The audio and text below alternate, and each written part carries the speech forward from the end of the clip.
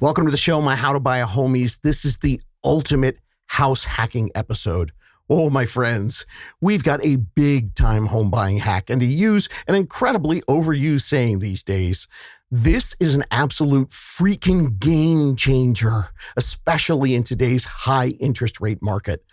No gimmicks, no BS. We're talking about actual real buying plans where you can get a 2 to 3% interest rate.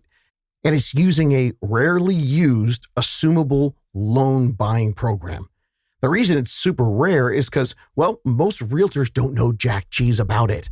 So I brought in a nationwide expert, and yes, he's also a unicorn, to explain how all of this works. Let's do it. How to Buy a Home educates, protects, and connects first-time homebuyers to qualified vetted realtors in their area. Whether you're looking for DIY information or step-by-step guidance, How to Buy a Home is the #1 resource for first-time home buyers. Okay, homies, I'm super excited. We've got another unicorn expert in, and this is a topic that is going to be extremely interesting to a lot of people out there. How would you like to get a loan at a 2 or 3% rate? I know, I tell you all the time it's impossible, and I tell you to stop waiting for that. Well, this is Ryan. He's my unicorn in Colorado, and he's got an assumable loan business. And if you don't know what that is, let's explain it to you right now. Ryan, say hello to all the homies. Welcome to the show, buddy. Thanks for coming on. Yeah. Hey, everybody. Hey, homies. Hey, David. Excited to be here. All right, dude. You and I have been talking about this for like a year or two. And I've been like, oh my God, I have to get you on the podcast. Yeah, we got to. Explain to the listeners what an assumable loan is. Yeah, sure. It is the only way in 2025 to purchase a home with an interest rate in the 2s or 3s. It's the best way to buy real estate right now. It makes home ownership affordable again. It saves you thousands of dollars in interest. It saves you $1,000 a month in payments. It's awesome. What it is there's certain types of loans and they are assumable. It's written into the paperwork that the seller who owns the home and who is paying this mortgage has an assumable loan and the ability to let the future buyer assume that loan from them.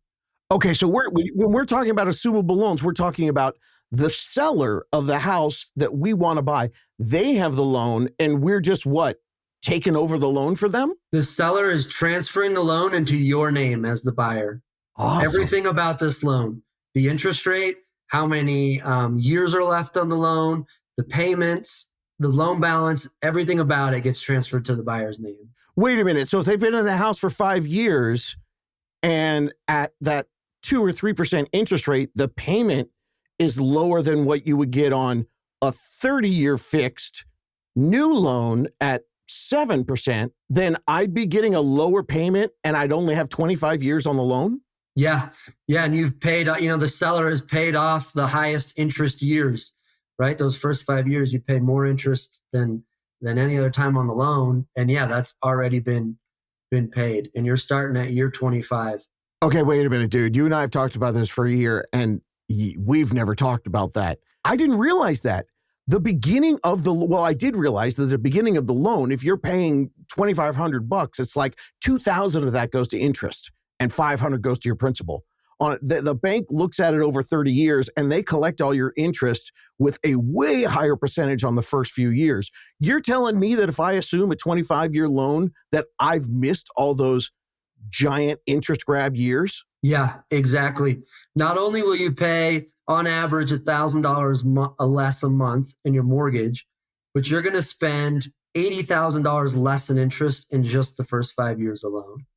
It's a massive hack for buying a home right now. And that really comes to play if this is going to be a forever loan, if you're going to keep it for a long time. Yeah, or even keep it for the average of, 7 years. Yep. The amount of money you will save is incredible.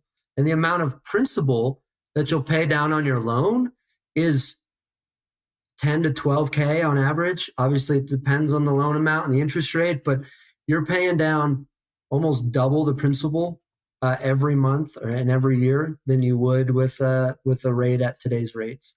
So an assumable loan is you going to somebody else and taking over their loan.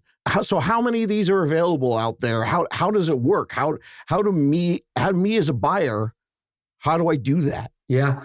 Every FHA and VA loan are assumable. And if you don't know what those are, just know that is a lot of primary home buyers use those loans.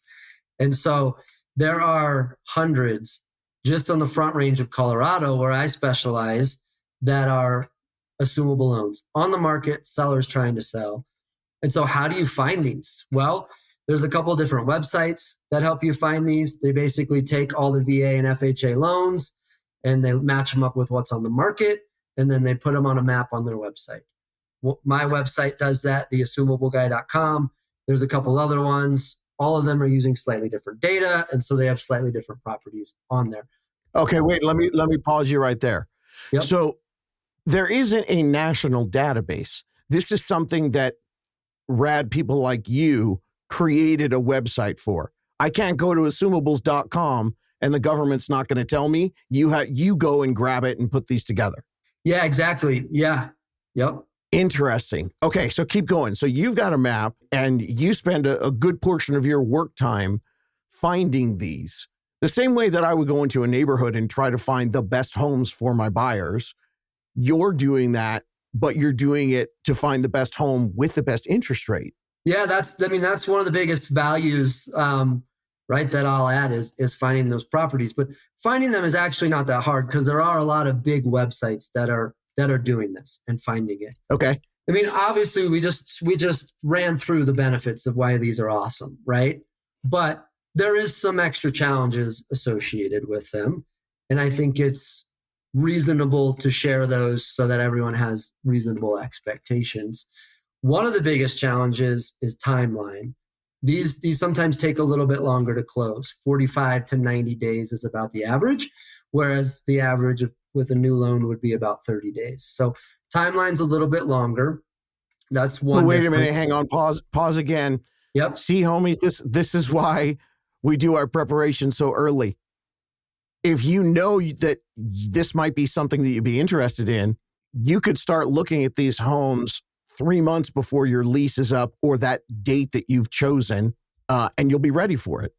And I wanted to throw one more thing in before you keep going on all the, and as everybody knows, this is what we do here. We give you the pros and the cons. And to me, that's not a con. That's just something you have to figure out. But right now, the average home is, we're looking at $400,000 and it's actually about $425-ish. But at $400,000, your rent's $2,200. If you put 20% down at today's interest rate, 6.79%, your principal, interest, taxes, and insurance is $2,500.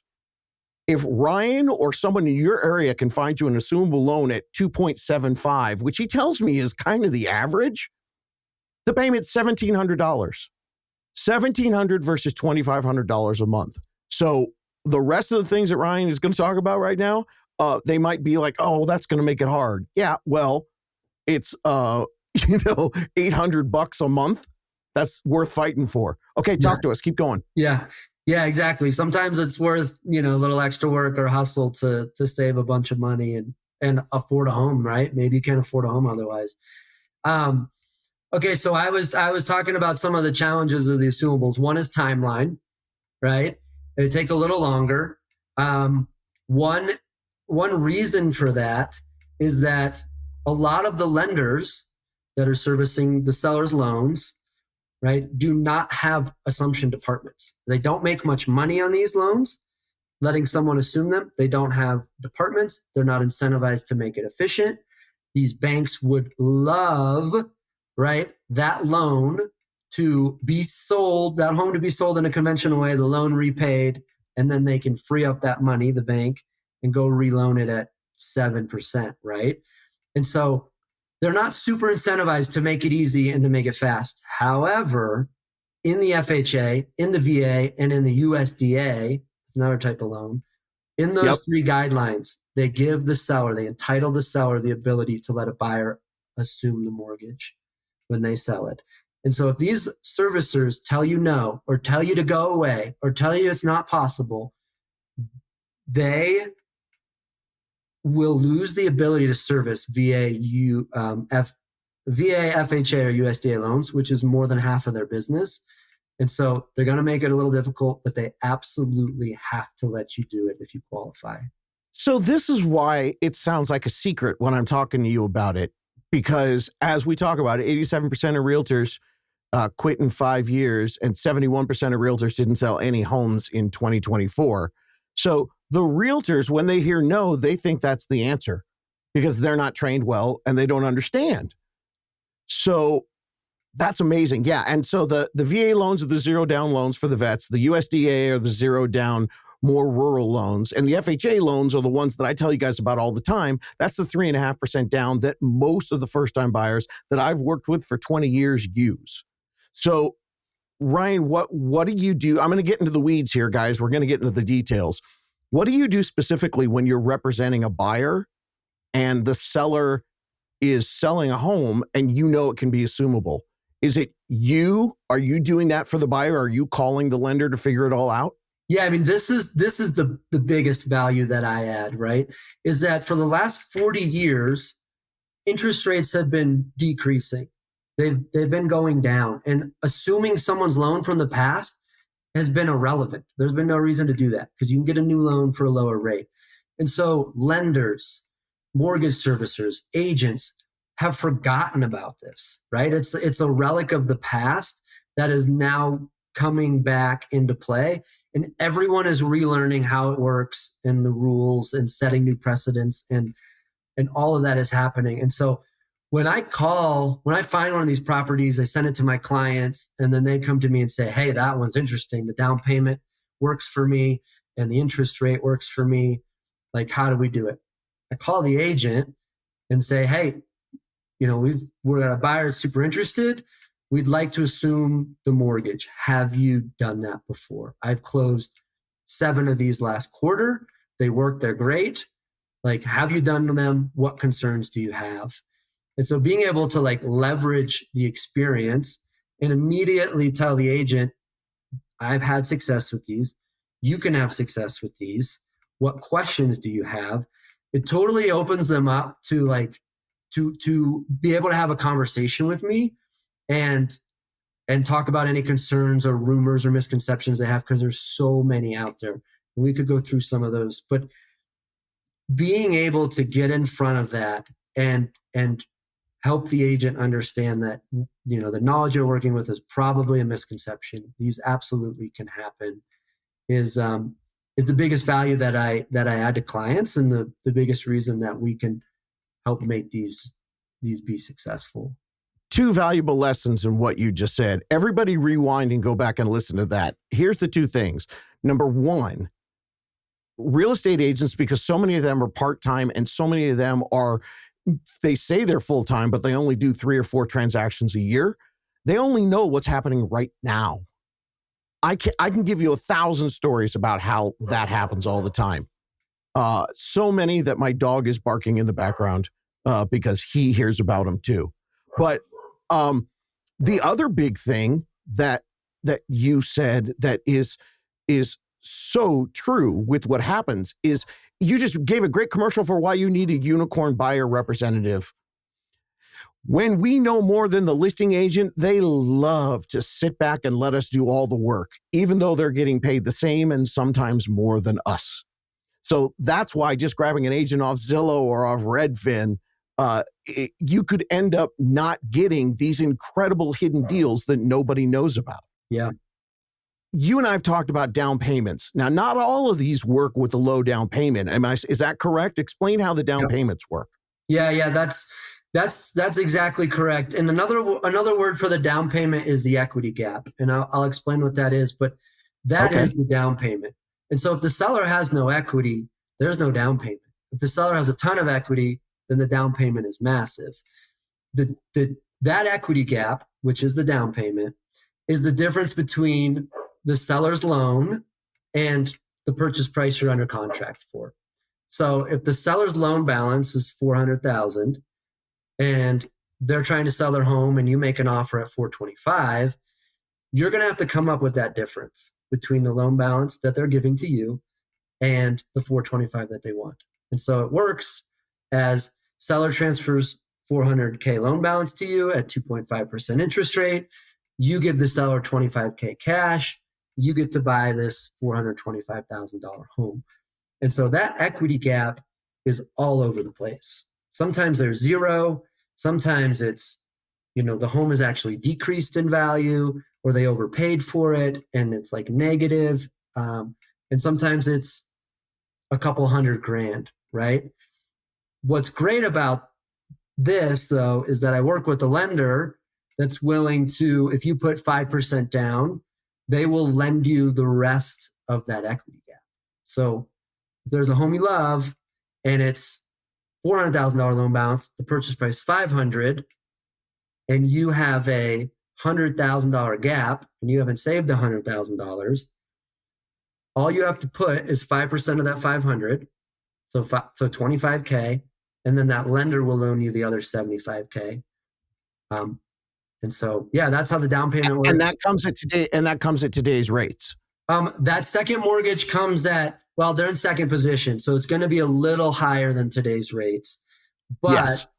Again, go look up blended rate calculators or calculate the payment on one and calculate on the other.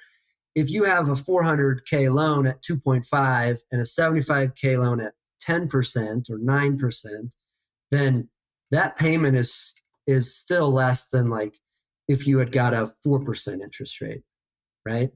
Basically, if like in the example that you gave, if it's 500, at that, super low assumed 2.5%, 3% rate, that payment's going to be way less than what you would pay on a 500 loan if you picked one up at 7% today or 6.79. Yeah. So correct. You're already way lower. Now you're only paying on, like you said, if you put $25,000 down, you're only paying on $75,000. So let's say it's $1,000 less than what you would have paid. The difference between 6.79, it was $800 for 400,000. So I'm just going to call it $1,000 difference. Well, then that small little loan you have, what if that's a few $100? You're still $700 or $800 ahead. Right. A lot of math, homies. I hope that made sense to you. Yeah, we went deep. We went deep there.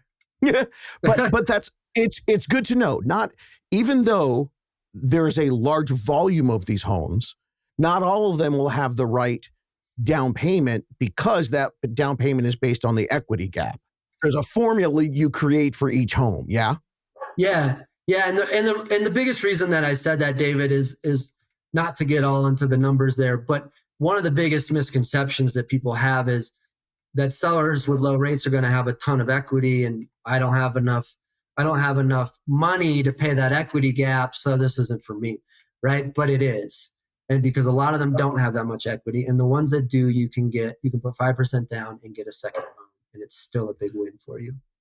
I talk about it all the time. I don't see a foreclosure crash coming because people have had so much equity. And when you have a lot of equity, if you have problems with your housing payment, you can usually figure something out. And a lot of people, if they're really stuck, they'll end up selling the home and they'll take that equity and fix whatever problems there are in their life. But I have data, and I've been watching the data because I watch the naysayers, the doomsday people. And there's data been coming out for this first quarter of 2025 that people are starting to miss their mortgage payments. And that there is, what they're calling about a default storm that could be coming. So a lot of those people are going to be thinking about trying to sell their home to get out from under whatever problem they're in. And they're the ones that probably have that small equity gap, because otherwise they would have fixed this years ago with a home equity line of credit or something else. Yeah, that's a good word. That's how the down payment works. So like in your area, you've got hundreds of them, but you told me, you have some that you've looked at and you've already done the calculations that right now someone could get a home. What's the average price in your area right now for a starter place? Average price $475 to $495. And you told me you saw some that have that gap, so people could get a home at that price with a rate around 3% for like as little as $20,000 or $10,000 down? Yeah. There's a handful that are under 20K. If you have 50K, it opens up a world of doors to you. Yeah, and there's some. I even had a buyer that put 0K down and got one of these assumable mortgages. Yeah, we were talking about that before. You said 0 down, and they got a 4.9% interest rate. Yeah. And was this was this? I know a lot of the stuff that you do is for investors, but are these homes like completely shabby, or are some of these regular homes that a first-time home buyer would be interested in? Yeah, I mean, I work with home buyers. Some of these properties are assumable by investors, so I work with investors as well. These homes are beautiful. I mean, the 0K down one for 4.9 was built in 2021, and it was absolutely immaculate. Wow, that's amazing. Okay, now I is there a difference with? I know we had talked about it before. Is there a difference in the VA assumables? VA assumables is the loan that's available for veterans. And so FHA loans, let me start there, assumable to everyone if you want to make it your primary home. USDA loans, assumable to everyone if you want to make it your primary home.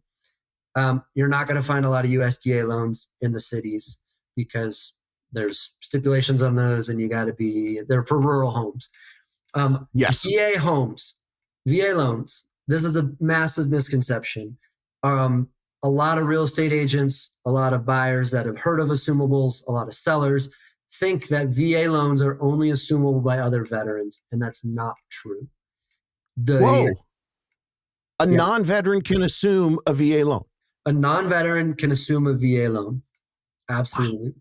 However, a veteran has a VA loan for their service to the country, right? They get that benefit. And that allows them to put 0% down on a property and get a home that way. The amount of loan that a veteran can use is up to the county loan limit. And so in Colorado, it's about $800,000. And so if a veteran has used a loan for a $400,000 house, they can actually go use that VA loan again, 0% down, and go get another $400,000 loan. So they can have 2 VA loans at once. That was a quick aside. If a veteran allows a non-veteran to assume their loan, that portion of the entitlement stays with the house. And so there's a lot of veterans that are not willing to do that because they're losing a portion of their benefit. However, there are a lot of veterans that are willing to do that. And I would say about 10 to 20% of veterans are willing to do that. And there's any number of reasons that they would be willing to do that. Well, and I think the biggest reason is what you said. Your average price is, what'd you say, $475, and they've got $800 they can use. Right. So, and not to mention if they're moving from a base to another base that might be a cheaper area, because basically what you're saying is if they let a non-veteran take over the $475, they've still got $475 on the books. So when they go someplace else, they're only left with $325. But these city and county loan limits, these state, they're county, right? County loan limits. Yep. They're like California's just gigantic. It's the Orange County's like 800 or 900.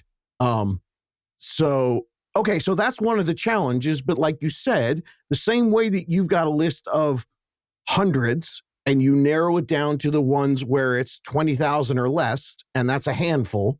With the VA, you're doing the same thing. You're narrowing it down to the ones that the veteran would be okay doing that. Yeah, I'm doing that. But I've got a bunch of VA buyers too. And so those are super easy because the entitlement actually swaps. So if you're a veteran, homie, the world is open to you for these assumable loans. FHA, USDA, VA, all of them you can assume, and the seller has no consequence to letting you assume them. So that's an easy sale. That's a great time to have VA entitlement and try and assume a mortgage right now. I was just going to say, I think in general that the reason why I was so excited to bring you on today is that this is an advantage that people aren't talking about because it takes work. Yeah, whether you're doing the VA one or whatever, but this is an advantage that the unicorns and the people who are fighting for the first-time home buyers realize it can be a game changer for people. Yep. Yeah. And so there's two strategies with the VA loans, right? Back to that question. One is you make an offer as a non-veteran and see if they're willing to assume it. And you obviously you educate the veteran on the consequences of that. But the veteran has to make a decision that's best for them. They might have another spouse that's a veteran, so they have other VA loans. They've got enough entitlement left. They really want to sell the home. They've got a ton of equity in the house, and they can go put 20% down or do a 3.5% down conventional or FHA loan. There's so many reasons that a veteran is willing to leave that portion of the entitlement. And so, one is to make an offer and have them consider it. The other is what we're doing is we're calling listing agents and finding those VA hand raisers, the ones that say, yeah, like I don't need that portion of my entitlement. I'll let anyone assume it. And I make those properties known to my non-veteran clients and to my investors that, hey, these are eligible for you to assume if this is a property you want. So yeah, that's a massive misconception that I want to make really clear, is that there are some VA loans, if the seller is willing, that are assumable to everyone. Well, it sounds like the whole assumable process that you've become the master at is you making sure that the other people understand, hey, this is a possibility, with the knowledge that not everyone is coming to you telling you about this, because there's an extremely small percentage of buyer agent representatives who even know how to do this. 15 minutes of my buyer presentation is talking through these misconceptions with buyers and how I go through those misconceptions with the listing agents too. Because, there's a lot of misinformation out there. Now, for those of you out there listening, like, this is where I should stop this podcast and we should do a whole second podcast. But Ryan's time is valuable, so I'm going to do 2 podcasts in one, because the reason why he has figured out all of this about assumables and put, like you said, it's 15 minutes for you to explain to someone, but I know it's years and years of work that you've put in to be that expert. But the reason why is because before that, or at the same time as that, Ryan has been talking to everybody about house hacking. So let's get into the house hacking, because this is that could be used with an assumable mortgage, but this could also be done for any first-time home buyer. So this is podcast number 2. What got you into house hacking, and what made you the champion of house hacking and wanting to be the person to educate people on this? Yeah, in 2018, I stumbled upon the idea of financial freedom and real estate investing. It's actually listening to a Bigger Pockets podcast, which you were just featured on the way home. On the way home from a ski trip with some buddies, and one of the guys was driving. He was in charge of the radio, and he put that on, and I was like, "This is I hang out with some nerds." But I was like, "This is really interesting," and it took me down a rabbit hole of probably a year of research, of listening to more of these podcasts, reading financial freedom and independence books. And I was like, "This is possible. I want to do this," and so house hacking was the best way for me to get started. I was a social worker at the time. I made $35K a year. I didn't have a ton of savings. I couldn't qualify for much. And so I put down 5% on a $260,000 property, and I rented out 3 bedrooms, lived in one. I borrowed $20K and converted a garage into an apartment. I rented out the apartment. I rented out the 3 bedrooms. And I doubled my mortgage, and I lived for free. And whoa. Back up, bro. This is before you were a real estate agent? This was before I was an agent. You were a social worker making $35,000 a year, and you bought a $275,000 home. Yep. Okay, did you use a low down payment? Did you use a grant? How did you get into it? Yeah. I used a conventional 5% down loan and purchased the property that way. Did you have to show that you were going to rent it out, or did you just show that you could afford that on your own income, and then you, in the back of your mind, knew you were never going to pay that mortgage because you had a plan? Yeah, no, the bank didn't know I was going to do that. They didn't need to know, even if they did, they wouldn't have used that income to help me qualify. So important for everybody to know They can't use the rental income to help you qualify. But more important to know, the dude was making $35,000 a year and got approved for a 5% down on a $275,000 loan. Don't tell me, people, that you don't make enough money unless you've asked somebody. Okay, keep going. Tell me how the house hacking worked. Yeah, well, let me back up real quick. House hacking, as a definition, is buying a primary home and using either bedrooms or other rental units to generate income. It's using your primary home to generate income. So you're taking advantage usually of these low down payment primary loans and then renting out bedrooms, buying a duplex, triplex, fourplex, renting out the other units, converting a garage, house and cottage, right? These are all different styles that people do for their house hacks. And you also said basement too, right? Yeah. Some of my clients, where there's a walkout basement or stairs that come into the main house a back door that comes in the main house and then immediately goes to stairs to the basement. They'll kind of wall that off, make it a common entrance. And now they've got 2 units. They'll live in one and rent out the other. So it's like you can make a duplex out of your regular house because it's got its own separate entrance. Yeah. So these are all strategies to house hack today. And people are still doing it. They're amazing. The one caveat, David, that I really want to stress so that people don't have unrealistic expectations or get discouraged is, since that first house, I have done it 5 more times and I own 5 properties in the Springs. But that first home I bought was before prices almost doubled and interest rates tripled. And so it's a lot harder. I want people to know when they're running their numbers and to be realistic, it's a lot harder to get to a spot where you can 2x your mortgage and do that. But it's still an incredible investment that absolutely outperforms renting. And so it's if you can get into a house and house hack and rent out other bedrooms or units and pay less towards your mortgage than you are right now in renting, that's a huge win. You got principal pay down, you got appreciation that you get to keep.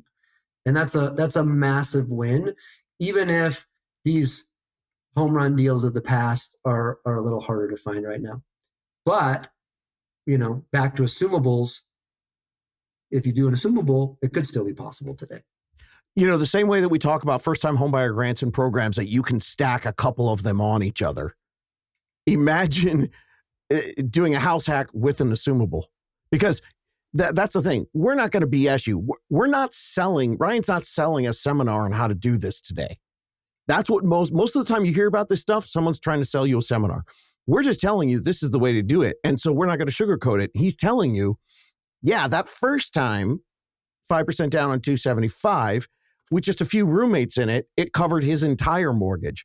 Most of the time we talk about house hacking right now, we're talking about it covering a portion of your mortgage. Is that what you're finding right now, Ryan? Yeah, if you're going to live in one of the rentable units, bedroom or, one of the sides of the house, it's really hard to have the other side cover your entire mortgage, especially at 6.5% interest rate, and especially with how the prices have increased, right? That monthly payment has just become too much to where you're living in one of the units, you're renting out the others. It's really difficult to do that today unless you make it into 8 bedrooms and rent out 8 bedrooms, or you assume a mortgage. Those are kind of the only really ways to get close to living for free right now. Well, it's one of the things I've talked about here on the podcast, that buying a home, the first 3 years that you own the home is going to be the hardest time that you ever own the home. Because if you've been renting for 10 years, you've been watching your rents go up and up and up, and you adjust your lifestyle to it. And most of the time, your income adjusts to it. Well, once you buy a home, suddenly that stops. You're not seeing an increase in your monthly shelter payment. So the first 3 years, now in today's world, your payment is probably going to be higher than your rent. Therefore, it's going to get harder. But then eventually, as life goes on, those adjustments that you make, you're going to be paying a fixed payment and it gets less. So let's say your new payment's going to be $2,500 because you couldn't get an assumable place. And you're paying, $1,800 in rent right now. Well, if you get approved for $2,500, I have a lot of people that tell me, I'm approved for $2,500 a month, David, but I don't want to pay that. I'll be house poor. Then house hacking can be your answer. Absolutely. No, your guy's not going to pay $2,500 a room, but maybe they pay $800 a room or $1,000 a room. And now you're paying the same or less than you were paying in rent. So with your talk to us about give us the details on the house hacking, getting into, the different styles that you use. Did you do any duplexes and triplexes or fourplexes or garage stuff or basement stuff? What did you do? Yeah. That's the end goal of house hacking is like, well, for some people is to scale, right? Is to use another primary loan the next year, 5% down, get another home, turn the last one into a rental, and just do that and snowball your wealth that way. And you can rent out the because old when one. you're living on the property, you can use a primary. If you're just buying it as an investment, most of the time you have to put 20 or 30% down. Yeah, correct. Yeah. And so this is a way of getting rental properties. You have to live in it for a year with only 5% down. And you just kind of keep doing that. And you get a lease for the last property that covers your mortgage, cancels out that debt on your debt to income. And then you go qualify with your job again for the next property. And it's awesome. And so rewind that, people, listen to that. You can buy a home, live in it for a year, and then everything you learned because you listened to the How to Buy a Home podcast, you can just redo it again in another year with only 5% down because that original home doesn't count on your debt to income when you got a renter in it. Awesome. Okay, tell us about it. How'd you do these? Yep. So the first one, like I said, converted the garage, rented out 3 bedrooms. I then went and qualified for the next property, got a lease for the whole house. That canceled out my debt. Went and qualified for another house, converted another 1-car garage or 2-car garage this time into a studio apartment, rented out the other bedrooms. That was the second house hack. Third house hack was a duplex. We lived up top. We took some old furniture and decorated the best we could and turned the bottom into an Airbnb. And then... Oh, wow.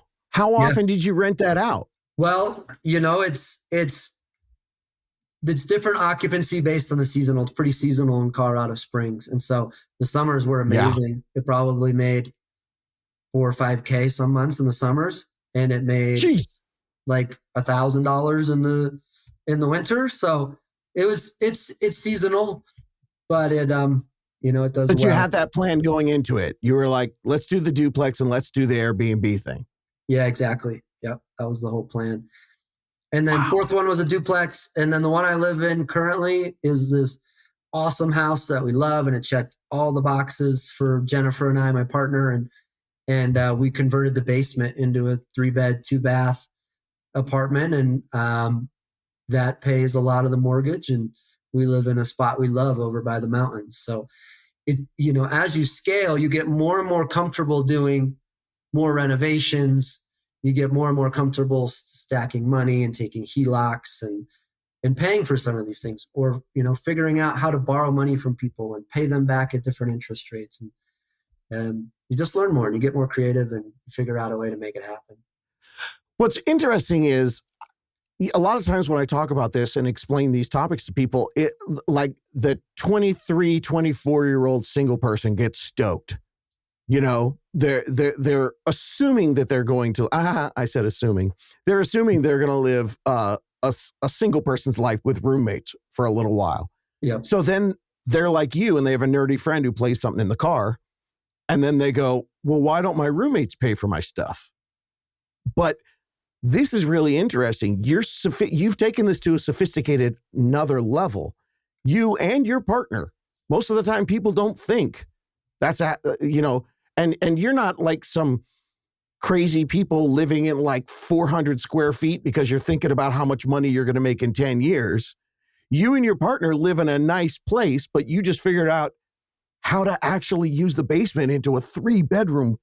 That's incredible. Do they ever complain that you walk too hard, or are you cool with that? Are they cool with that? I haven't. I actually handed all of my properties over to property managers, so I don't hear from them at all.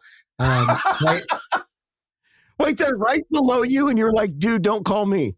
I do get a little nervous, and we're right above the kitchen in the basement, and the most annoying thing, it's probably happened 3 or 4 nights, is someone's trying to find something to cook and they're opening and closing cabinets constantly. So it can those be midnight annoying. snacks wake you up, huh? The midnight snacks pounding wakes you up a little bit. Yeah, it can be really annoying, but it's well worth it. I think the best summary of this is you don't have to, if you're afraid of converting something or creating this really unique space like the one you and your partner are in right now with a full apartment below you, you can do this with your first place. It's a 3-bedroom place, just rent out 1 bedroom. You don't have to do the conversions. Now, you did a couple garage conversions. On episode 215 of the podcast, we talked to the ADU specialist guy. Did you do them as an ADU or did you just like convert them yourself? Yeah, I pulled the permits I had to pull for Colorado Springs were house hack or were garage conversion permits. So it wasn't technically an ADU. It was just sort of an extra room on the house. I hired a contractor who pulled the permits, who did the work. And another shout out to agents here, right? The agent that I had at the time, the first 2 properties I bought were before I was an agent. And my agent drew up a plan on graph paper for me, took me to the building department, introduced me to contractors. There's no way I would have done this without him. And I give him like the biggest props in the world for setting me up how he did with these 2 properties. So once again, another commercial for having a unicorn agent that can help you. And again, like the stackability of what we're talking about is unreal here. If your agent, you go look at a home and you think that would be a good one. And you know what? I bet I could convert the garage and make some money. Well, then you and your agent figure that out. You go down to the city and figure out if that's possible. And then if that was an assumable place, maybe you get into it with only $10,000 down and you had $30,000. So now you get in and then you put $20,000 into the garage and suddenly you're getting $1,400 a month in rent. This is unreal. This is why you need to talk to the unicorns, people.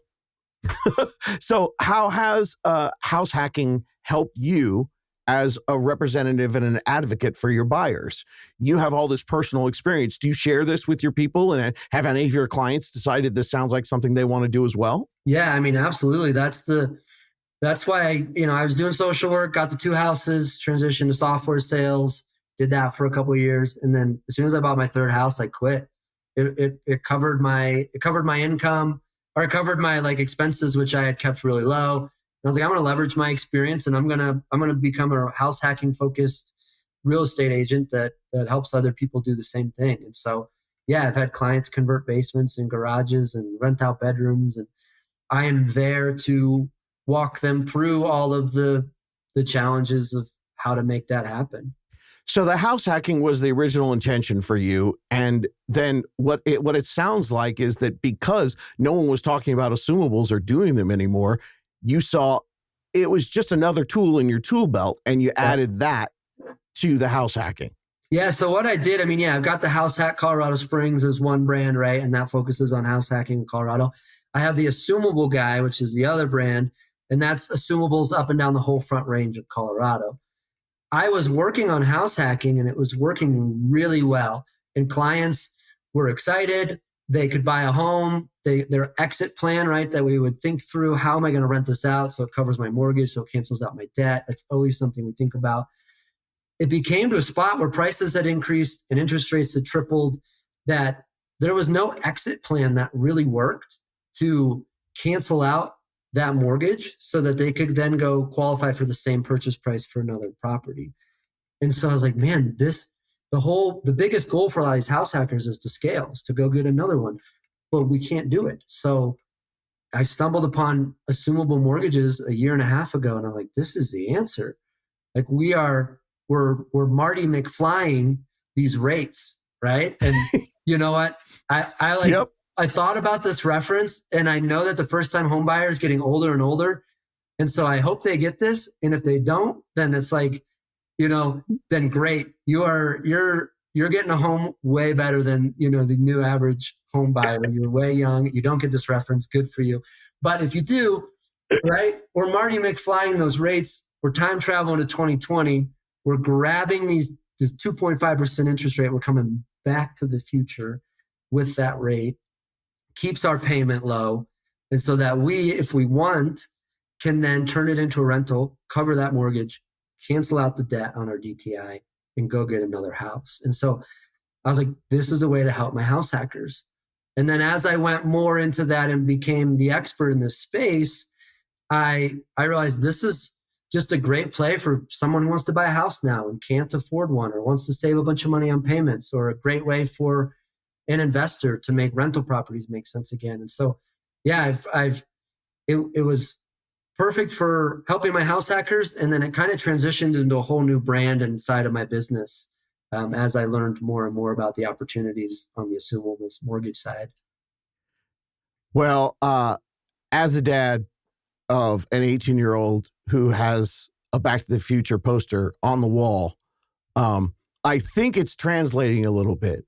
But you did just make me realize that I can tell all the homies that I know I always talked with you about getting a roadmap so that you can start your planning. But if you can go back to the future to rates in 2020, as Doc Brown would say, roads, where we're going, we don't need roads. Because now we're going back to 2 and 3%, baby. Nice. So maybe you don't need the roadmap. Maybe you're already ready to go. Now, the great thing for you guys out there is what I'm going to do is I'm going to have Ryan talk to all the other unicorns about this. So there's going to be the map that Ryan has put together where these house hackers are, or these assumable loans are all over the place that you could get into and get some house hacking. We're going to train up our unicorns and make sure they understand how all this works. So in Colorado, make sure you reach out and we'll get you in touch with Ryan. And if you're someplace else, talk to your agent, talk to your unicorn and see if they know about it. And if they don't, tell them, call Sidoni and get them in touch with Ryan and we'll make this happen. This is, I mean, I know it's what the kids say all the time, but this is a straight up game changer, dude. Yeah. Thanks so much for coming on today. I appreciate your time, Ryan. Yeah, of course. Thanks for having me. Awesome. Huge thanks to the guru, Ryan, for bringing in his guru expertise. Now, if you want to know more about it, check the show notes. There's a couple links there, or you can always go to howtobuyahome.com and click Ask David and just punch in, dude, what's up with assumable loans near me? And I will connect you and get you somebody who can see, is this a potential option for you? If you're new to the podcast, make sure you start at episode 301 and get the 10 basic steps of everything that every first-time home buyer needs to know. We're here to bring you all kinds of information.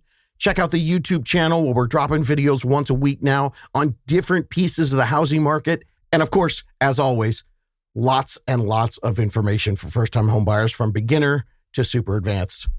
Thanks for listening today, guys. This is really exciting. I can't wait to get some assumable loan stories from you homies out there and get you on the podcast to tell everyone how amazing this is. You can do this. Looking for more DIY education or your own personal step-by-step guidance through the home buying journey? Since 2019, How to Buy a Home has been the #1 resource for first-time home buyers. So visit howtobuyahome.com to get started.